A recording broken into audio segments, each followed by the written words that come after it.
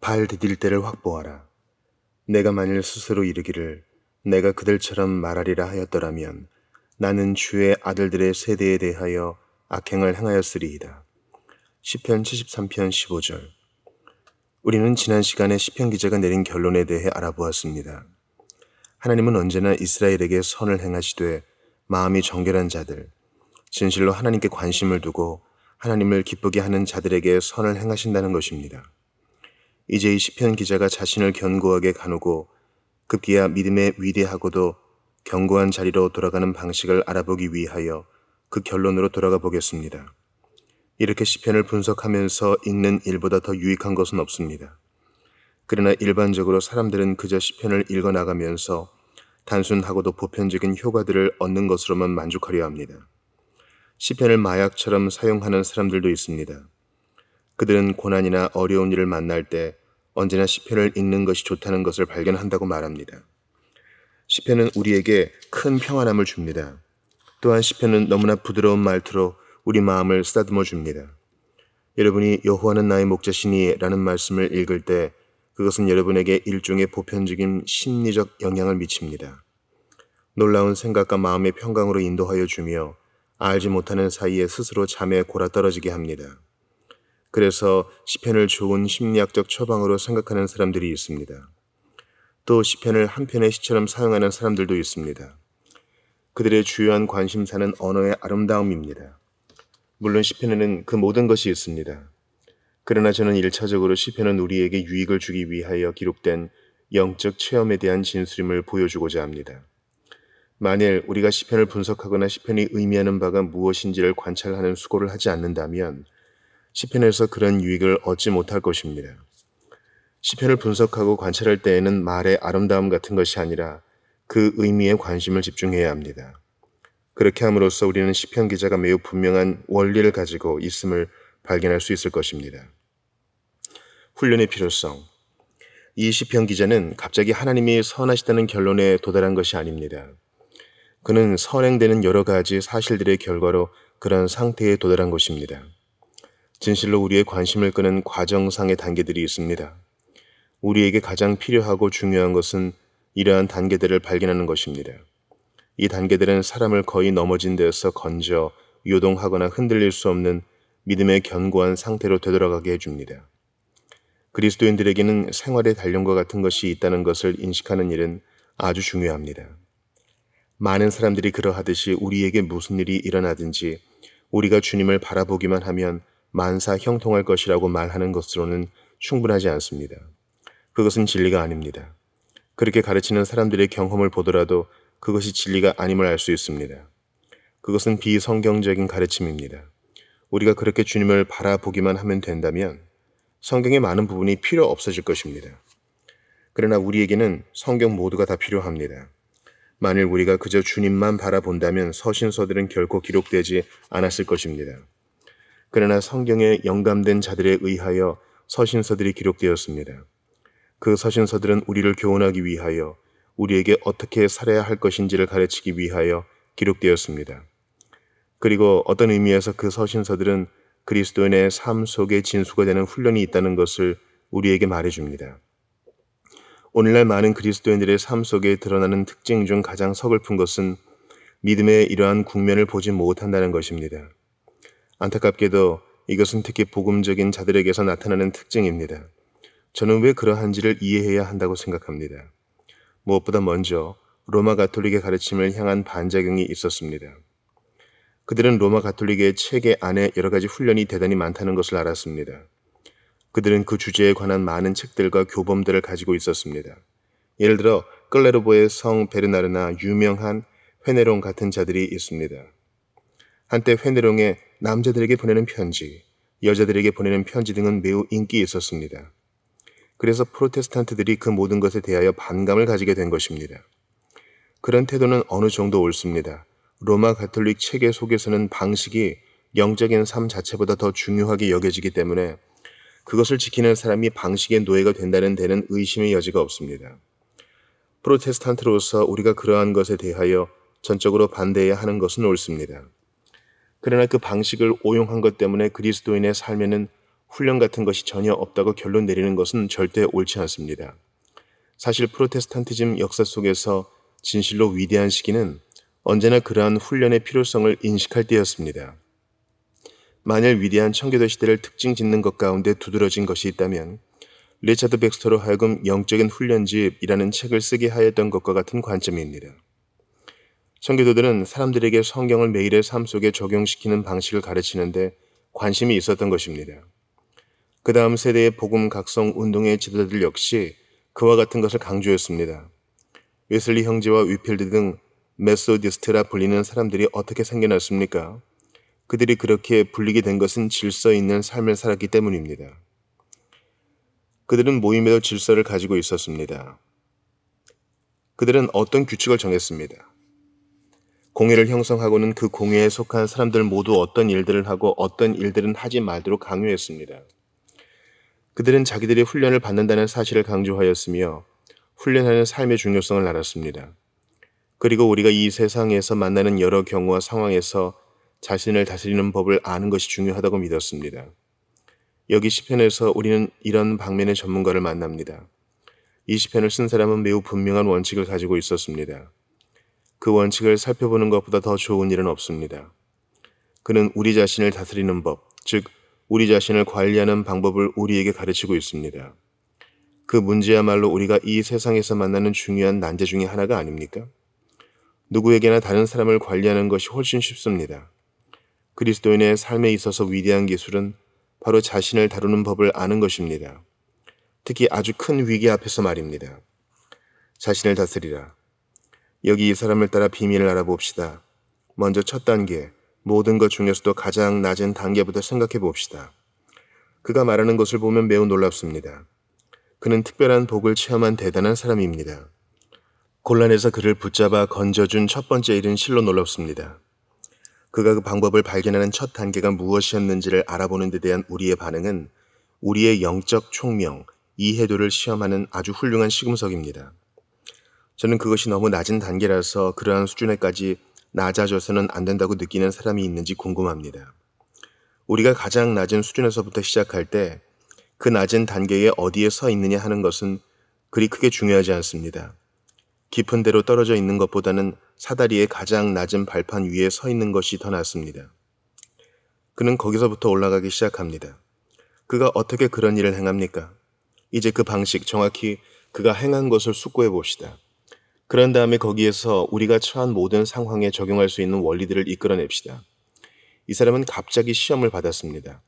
그는 무언가 말하고 싶은 혹은 어떤 일을 하고 싶은 시험을 받았습니다. 그 시험이 너무 강해서 거의 균형을 잃고 넘어질 뻔했습니다. 그런데 그때 무엇인가가 그를 구원했습니다. 그리고 자신을 구원한 그것이 무엇인지 우리에게 말해줍니다. 그는 어떤 것을 말하고자 하였습니다. 내가 그들처럼 말하리라 하였더라면 나는 주의 아들들의 세대에 대하여 악행을 행하였으리이다.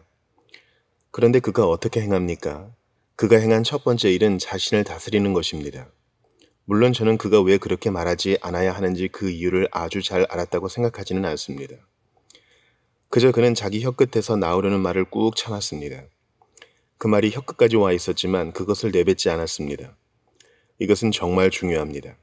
시편 기자는 결코 성급하고도 충동적으로 말하지 않는 것이 얼마나 중요한지를 알았습니다. 그 일이 첫 번째 일이었습니다. 그것은 매우 보편적인 원칙입니다. 그래서 그리스도인이 아닌 자에게도 아주 중요한 원칙입니다. 그리고 저 역시 그 점을 강조합니다. 언뜻 보기에 이것은 영적인 훈련과 관련하여 특별하게 기독교적이지 않는 것 같습니다.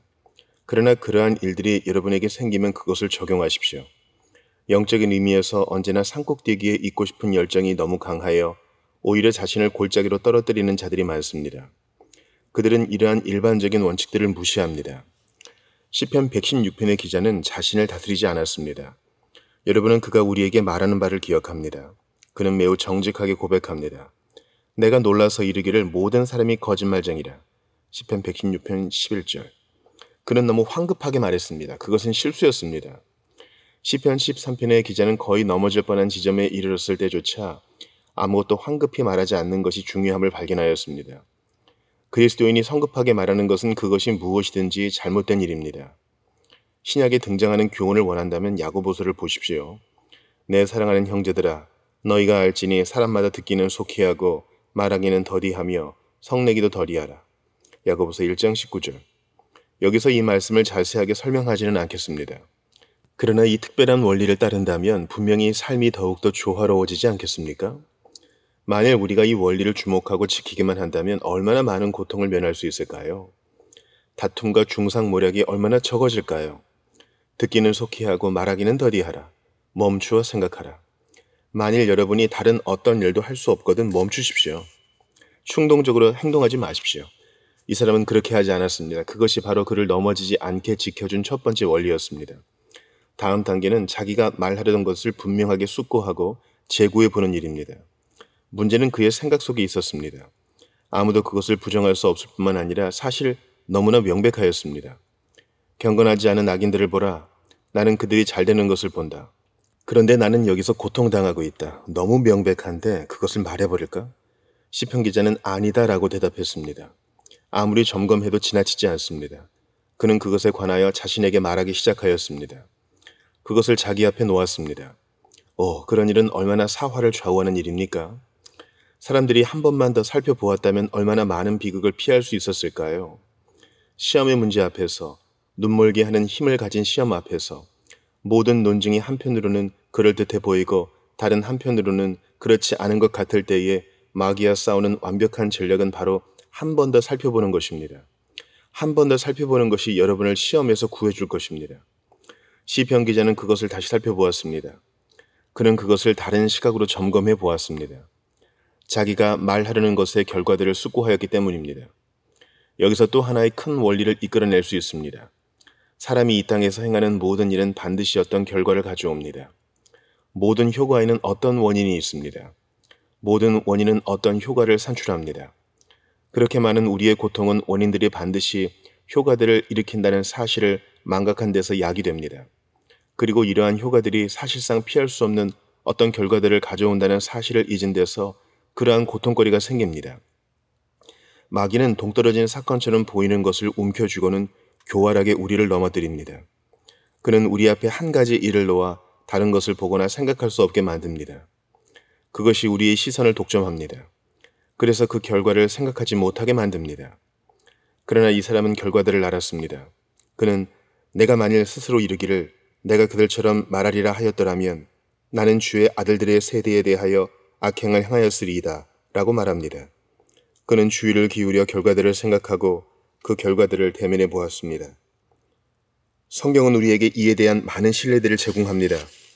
특히 느헤미야의 경우가 그에 대한 가장 영광스러운 신뢰 중 하나가 아닐까 생각됩니다. 느헤미야의 목숨이 위험천만할 때에 거짓된 친구가 찾아와서 이렇게 말했습니다. 너는 매우 선한 사람이다. 그러니 내가 하고 있는 일로 인하여 내 목숨을 위태하게 해서는 안 된다. 밤에 그들이 와서 너를 죽이리라 라고 말하면서 그 거짓된 친구는 느헤미야가 살 수 있는 방도를 제시하였습니다. 그는 매우 염려하는 듯한 어조로 마음에 쏙 들만한 제안을 합니다. 만일 느헤미야가 그 말을 들었다면 이스라엘 전체 역사는 바뀌었을 것입니다. 그 제안은 틀림없이 느헤미야에게 아주 호소력 있게 보였을 것입니다. 그러나 느헤미야는 나 같은 자가 어찌 도망하며 라고 스스로에게 말하면서 자신을 붙잡았습니다. 그는 거짓된 친구의 제안을 따르지 않았습니다. 시편 13편의 기자를 구한 것도 바로 그것입니다. 한 단계 더 나아가 봅시다. 그 다음에 할 일은 자기가 확신하는 일을 붙잡되 있는 힘을 다하여 붙잡는 것입니다. 그는 자기에게 닥친 난제에 대하여 매우 불확실해하였습니다. 그는 그것을 전혀 이해할 수 없었습니다. 심지어 스스로를 붙잡아 더 이상 나아가지 못하게 한 후에도 그 난제가 여전히 그를 혼란스럽게 만들었습니다. 그는 그것을 이해하지도 그 진상을 발견하지도 못하였습니다. 그러나 다시 문제를 살펴보고서 자기가 시험에 굴복하여 말하고 싶은 대로 하면 즉각적으로 하나님의 백성들에게 악의 원인을 제공하는 자가 될 것임을 인식하게 되었습니다. 그래서 그는 그 사실을 견지하였습니다. 여기에 그 원리가 있습니다. 시편 기자는 하나님께서 자신의 백성을 다루시는 전체 문제에 관하여 확신하지 못하였습니다. 그것이 그에게는 여전히 매우 답답한 문제로 다가왔습니다. 그러나 그는 하나님의 자녀들을 향하여 걸림돌이 되거나 범죄의 원인이 되는 것은 틀림없이 악한 것이라는 매우 강한 확신을 가지고 있었습니다. 그는 절대적으로 그 점을 확신하였습니다. 그리고 그에 따라 행동하였습니다. 여러분은 그 전략을 보고 계십니다. 여러분은 불확실하고도 답답한 일을 만날 때 자신이 확신하는 것이 무엇인지를 발견하고 그 위에 서고자 애써야 합니다. 그것이 중추적인 일이 아닐 수도 있습니다. 그러나 문제되지 않습니다. 이 사람은 자기가 하려는 일의 결과를 보았습니다. 그리고 그것이 그릇되다는 것을 확실하게 알았습니다. 그래서 그는 내가 이렇게 말하지 않으리라 라고 결심했던 것입니다. 여전히 난제에 대하여는 분명하지 않지만 자기가 하려는 일이 그릇되기에 하지 않겠다는 점에 대해서는 분명합니다. 그는 지금 당장 자기의 주요 난제를 해결하지 않아도 만족하겠다고 결심했습니다. 그는 우리에게 자신이 아직도 그렇게 자기를 혹독하게 흔들고 시험하는 난제를 분명하게 알거나 이해하지는 못한다고 말합니다. 사실 그는 하나님의 성소에 들어갈 때까지 그것을 이해하지 못할 것입니다. 그래서 그는 그 난제를 풀어보려고 애쓰는 일을 멈추고는 스스로에게 말합니다. 나는 지금 당장 이 중요한 난제를 풀려고 하지 않겠다. 만일 내가 내 생각대로 표현하면 그것이 나로 하여금 하나님의 백성들을 대하여 범죄하게 할 것임을 알기 때문에 나는 그것에 대하여 아무것도 말하지 않을 것이다. 나는 정말 그렇게 할 수가 없다. 참으로 좋다. 나는 내가 확신하는 것 위에 설 것이며 현재로서는 다른 문제를 이해하지 못하더라도 만족할 것이다. 자기 훈련을 위한 삶의 원리. 그것이 바로 그의 방식입니다. 그리고 바로 그것이 그를 구하였고 그를 도왔습니다. 그의 방식은 얼마나 단순한지요. 그러나 그것은 모든 단계마다 사활을 좌우할 만큼 얼마나 중요한지 모릅니다. 우리가 언제나 긍정적인 것을 말해야 한다는 것이 우리의 나아갈 길을 인도하는 원리가 되어야 합니다. 즉, 우리가 언제나 우리의 의심과 불확실함을 표현하려고 벼르고 있어서는 안 된다는 것입니다. 저는 여러 해 동안 영혼의 고뇌 속에서 살아왔던 사람들을 만나보았습니다. 그들은 자기가 그리스도인이 아닐 적에 말하였던 것들이나 다른 사람들의 믿음을 흔드는 방편이 되었던 자신의 모습들 때문에 고통당하고 있었습니다. 그것은 두려운 일입니다. 몇 년 전에 어떤 젊은이가 저를 찾아온 일이 기억납니다. 그는 믿음을 가지고 있었으며 기독교 신앙을 바탕으로 설립된 대학에 입학하였습니다. 그런데 그 대학의 한 교수가 자신이 불신자임을 자랑하면서 그 학생과 그 학생의 처지를 조롱하였습니다. 그는 이 젊은이에게 긍정적인 말을 한 적이 한 번도 없었습니다. 그 교수는 강의 시간뿐 아니라 개인적으로 만날 때에도 그의 모든 신조들과 믿음을 비웃었습니다.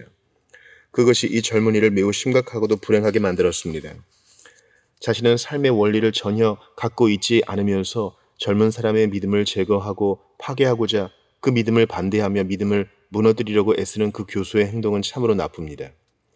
이 사람은 그 젊은이의 신앙을 대적하여 악의에 찬 공격을 의도적으로 퍼부었습니다. 그런데 우리도 스스로 알지 못하는 사이에 같은 죄를 지을 수도 있습니다. 비록 우리가 의심이나 불확실성으로 공격당하더라도 우리는 우리의 의심을 선포하거나 우리가 확신하지 못하는 것을 발설하지 말아야 합니다. 물론 우리 자신을 돕기 위하여 그렇게 하는 경우를 제외하고 말입니다. 우리의 말이 알지 못하는 사이에 동일한 재앙을 가져오는 결과를 낳지 않도록 조심하여야 합니다. 이 시편 기자가 바로 그렇게 하였습니다. 그는 이해할 수 없었습니다. 무언가 말하고 싶은 지점에까지 와 있었습니다. 그러나 그는 말하지 않으리라. 만일 내가 그렇게 말하면 이 하나님의 백성들에게 해를 끼치리라 라고 말했습니다. 여러분이 이 사람에 관하여 무슨 말을 한다 할지라도 그는 어쨌든 신사입니다. 여러분도 여러분의 신앙이 흔들리는 때에 신사가 되십시오. 어느 누구를 막론하고 다른 사람을 해롭게 하지 마십시오. 우리는 자신을 훈련하는 법을 배워야 하며 우리의 난제들을 발설하거나 우리가 확신하지 못하는 것들에 관하여 너무 많은 말을 하지 않는 법을 배워야 합니다. 이 사람은 하나님은 언제나 이스라엘에게 선을 행하시니라고 말할 수 있을 때까지 아무 말도 하지 않았습니다. 그는 그제야 말할 자격을 얻게 된 것입니다. 그런 다음에야 비로소 그는 자기의 고통의 줄거리를 안전하게 말할 수 있었습니다. 다음으로 진리는 포괄적이며 진리의 여러 부분들이 서로 연관되어 있다는 것을 기억하십시오. 따로 떨어진 독단적인 진리는 전혀 없습니다. 이 사람은 오직 하나의 난제, 악인들이 잘 되는 문제를 생각함으로써 출발합니다. 그런데 이것이 하나님의 백성들과 그들에게 일어나는 일과 연관되어 있었습니다. 이와 같이 저는 진리의 모든 국면들이 서로 연관되어 있다는 원리를 인식하는 것이 중요함을 보여주는 한 실례를 말씀드리고자 합니다. 과학적인 성향을 가진 이들은 이 원리를 망각하여 믿음에 있어서 여러 가지 난제로 빠져들기가 매우 쉽습니다. 그들은 과학자들이 사실로 증명한 것이나 과학적인 증거로 지지받는 것을 받아들입니다. 그런데 그들이 진리의 다른 면에서 만나는 결과들을 인식하지 못한 채 그 특별한 진술만을 있는 그대로 받아들이는 것이 위험합니다. 예를 들어서 저는 언제나 진화론을 거부하는 하나의 매우 좋은 이유가 있다고 말합니다. 그것은 바로 진화론을 받아들이는 순간에 죄의 교리, 믿음의 교리, 속죄의 교리에 대하여 어려움을 당하게 되고 곤란을 겪는다는 사실입니다. 진리는 서로 연관되어 있으며 한 가지 일은 다른 면에 영향을 줍니다. 한 가지 사실이나 일련의 몇 가지 사실들로 어떤 견해를 형성하려고 하지 마십시오. 그것이 다른 사실들과 다른 입장들에 영향을 미칠 것임을 기억하십시오. 생각할 수 있는 모든 국면에서 주제를 살펴보고 그 일 자체뿐만 아니라 그 귀추와 적용 결과도 마음에 두십시오. 여러분의 의견을 표현하기 전에 모든 것을 생각해 보십시오. 다음의 원리는 우리가 관계를 맺고 있음을 절대 잊지 말아야 한다는 것입니다. 처음에 이 사람을 붙잡아 준 것은 하나님께서 자신을 다루시는 방식에 관한 어떤 것이 아니라 다른 사람들과 자신과의 관계를 제고한 바로 그것이었습니다. 놀랍게도 이 사람을 붙들어 준 것이 바로 그것입니다. 사도 바울은 로마서 14장에서 매우 열정적으로 그 점을 표현합니다. 우리 중에 누구든지 자기를 위하여 사는 자가 없고 자기를 위하여 죽는 자도 없도다. 로마서 14장 7절. 그는 이 진실을 더욱 정교하게 만들어 나감으로써 연약한 형제에 대한 문제를 분석합니다. 그는 고린도전서 8장과 10장에서도 아주 주목할 만한 어구로 동일하게 말합니다. 내가 말한 양심은 너희의 것이 아니요 남의 것이니 어찌하여 내 자유가 남의 양심으로 말미암아 판단을 받으리요. 고린도전서 10장 29절. 다른 말로 하면 이렇습니다. 너희가 강한 그리스도인이라면 자신의 차원에서 이 문제를 결정하지 말라. 그리스도께서 더 약한 형제들을 위하여 죽으셨는데 우리는 어떻게 해야 하겠는가? 약한 형제의 양심을 상하게 해서는 안 된다. 아무도 자기를 위하여 사는 자가 없다. 우리는 모두 하나로 묶여 있습니다. 만일 여러분이 자신을 위하여 스스로 제어하기 힘들다면 여러분의 더 약한 형제 때문에라도 여러분 자신을 제어하여야 합니다. 마귀는 여러분을 시험할 때 여러분이 혼자가 아니라는 사실을 망각하게 할 것입니다. 또 이것이 여러분 자신에 관한 것이라고 암시할 것입니다. 만일 그렇게 하거든 다른 사람들을 기억하고 그리스도를 기억하고 하나님을 기억하십시오. 여러분과 제가 넘어지는 것은 혼자만 넘어지는 것이 아니라 전체 교회와 함께 넘어지는 것입니다. 시편 기자는 자신이 다른 사람들과 인생의 다발 속에 함께 묶여 있다는 것을 인식하였습니다. 그러므로 여러분도 자신에게 이렇게 말씀하십시오. 나는 모든 다른 이들과 함께 싸잡혀질 것이다. 우리는 하늘나라의 자녀들이다. 특히 우리는 모두 그리스도와 한 몸의 지체들이다. 우리는 홀로 행동해도 결코 홀로 행동하는 것이 아니다. 만일 여러분이 어떤 잘못된 일을 하려고 하는데 아무것도 여러분을 제어하지 않으며 다른 어떤 것도 여러분을 붙잡아 주지 못한다면 여러분의 가족과 여러분이 속해 있는 모임의 사람들과 여러분의 이마에 쓰인 이름을 생각하십시오. 그리고 그것이 여러분을 붙잡게 하십시오. 이 사람을 붙잡았던 것도 바로 이것입니다. 다음 원리는 우리의 생활에 있어서 어떤 절대율을 가지는 것이 중요하다는 것입니다. 즉 우리가 절대 생각할 수도 행할 수도 없는 일이 있다는 것을 인식해야 하는 것입니다. 우리는 삶 속에서 우리가 해서는 안 될 일들에 대한 목록을 작성해 놓아야 합니다. 그리고 그러한 것들에 대해서는 결코 생각하지 말아야 합니다. 저는 오늘날과 같이 이혼이 증가하는 것도 바로 이 원리를 인식하지 못했기 때문이라고 서슴없이 주장하는 바입니다. 두 사람이 결혼식을 통하여 하나님과 여러 사람들 앞에서 엄숙하게 서약하고 선서하는 것은 자기들이 다시는 뒤로 빠져나가지 못하도록 뒷문에 절대로 열리지 않는 자물통을 채워놓는다는 뜻입니다.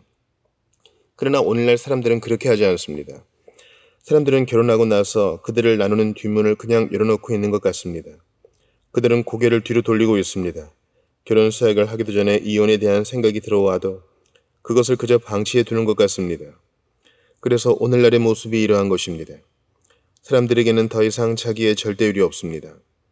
전에는 그러한 일을 절대로 생각할 수조차 없었습니다. 그리고 그것은 언제나 그러해야 합니다. 그리스도인들이 절대로 해서는 안 되며 생각할 수조차 없는 것으로 못 박아 두어야 하는 어떤 것들이 있습니다. 이 시편 기자는 이 시점에서 다른 것은 하나도 가지고 있지 않다 해도 한 원리만은 가지고 있었습니다. 그는 이 한 가지 원리를 붙잡고 서 있었습니다. 나는 나의 형제들을 불행하게 만들 만한 말은 절대 하지 않을 것이다. 나에게 있어서 분명한 한 가지는 이것이니 나는 내 형제들을 결코 해롭게 하지 않을 것이다. 그는 그것을 발판으로 삼아서 강건하게 섰습니다. 그리고 결국 자신의 답답함을 이해하기 시작하였습니다. 우리의 절대율을 정해둡시다. 그것을 그 무엇으로도 되돌릴 수 없는 결정적인 것으로 못 박아둡시다. 젊은이들은 특히 절대율을 설정해 두십시오. 물론 다른 사람들도 그러해야 하지만 특히 아직 이러한 일들에서 잘못을 범하지 않은 젊은이들은 반드시 절대율을 설정하여 놓으십시오. 여러분이 아무 일도 할 수 없을 때에는 아무것도 말하지 마십시오. 마지막 원리는 여러분이 누구이며 어떠한 사람인지를 기억해야 한다는 것입니다. 어떤 의미에서 저는 이것을 이미 다루었습니다. 여러분과 저는 이 악한 세상에서 하나님께 부르심을 받은 사람들입니다. 우리는 갈보리 언덕 십자가에서 흘려진 하나님의 독생자 아들의 피를 대가로 사신 바 된 자들입니다. 그것은 단지 우리가 용서받아 하늘나라에 가도록 하기 위한 것만은 아니었습니다. 그것은 우리를 모든 죄와 불의에서 건진받도록 하기 위한 것입니다. 그가 우리를 대신하여 자신을 주심은 모든 불법에서 우리를 속량하시고 우리를 깨끗하게 하사 선한 일을 열심히 하는 자기 백성이 되게 하려 하심이라. 디도서 2장 14절. 바로 그리스도께서 이 일을 이루셨습니다. 그것이 우리의 권리가 되었습니다. 그러므로 그것을 기억하십시오. 답답한 문제가 제기되고 여러분을 흔드는 일이 일어날 때마다 그 빛에 비추어 보십시오. 비록 여러분이 그 일 자체를 이해하지 못한다 할지라도 이렇게 생각하십시오. 나는 깊이 생각하지 않겠다. 그것을 이해하지 못하는 것으로 만족한다.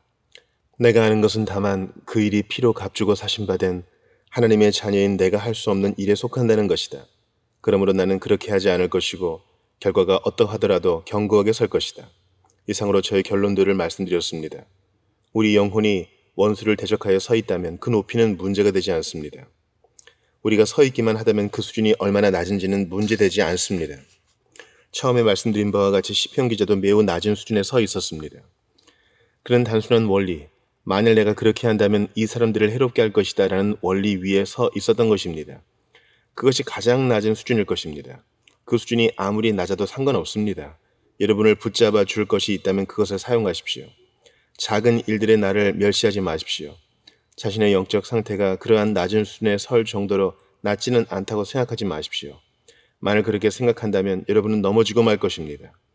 어느 것이든지 여러분에게 가능한 것을 의지하여 서십시오. 부정적인 원리라도 붙잡고 설 수만 있으면 서십시오. 제가 말씀드리는 것은 나는 그것은 할 수 없다 라고 밖에 말할 수 없는 경우에는 그것이라도 딛고 서라는 것입니다. 여러분의 발이 미끄러져 내려가고 있을 때에 그런 것이 생각난다면 여러분은 오직 그것을 붙들고 서야 합니다. 미끄러져 내려가는 것을 멈추고 잠시 발을 단단히 붙이십시오. 그렇게 하는데 조금이라도 도움이 되는 것이 있다면 그것을 취하십시오. 그리고 그것을 딛고 서십시오. 우리는 지금 영적 등산을 하고 있습니다. 유리같이 미끄러운 경사가 있습니다. 그래서 너무나 두렵고도 무서운 골짜기로 떨어져 자신을 가눌 수 없습니다. 그러므로 아무리 작은 턱에라도 매달리고 그것을 붙잡으십시오. 아무리 작은 틈에라도 발을 비집어 넣으십시오. 아무리 좁은 턱에라도 거기에 발을 의지하십시오. 한순간이라도 여러분을 지탱시켜 줄 수 있고 멈추게 할 수 있는 것이 있으면 그것이 무엇이든지 거기에 발을 붙이십시오. 여러분이 아래로 미끄러지는 것을 멈추기만 한다면 다시 위로 올라갈 수 있습니다. 시편 기자가 미끄러지는 것을 멈춘 것은 발 디딜 만한 아주 작은 틈을 발견하고는 거기에 발을 의지하였기 때문입니다. 그 순간부터 그는 다시 올라가는 놀라운 과정을 시작하여 급기야 하나님을 아는 지식을 통하여 다시 한번 더 즐거워할 수 있게 되고 그를 답답하게 만든 난제까지도 이해하기 시작하게 되었습니다. 그러고는 이렇게 말합니다. 하나님은 언제나 이스라엘에게 선하신데 내가 얼마나 어리석었는가.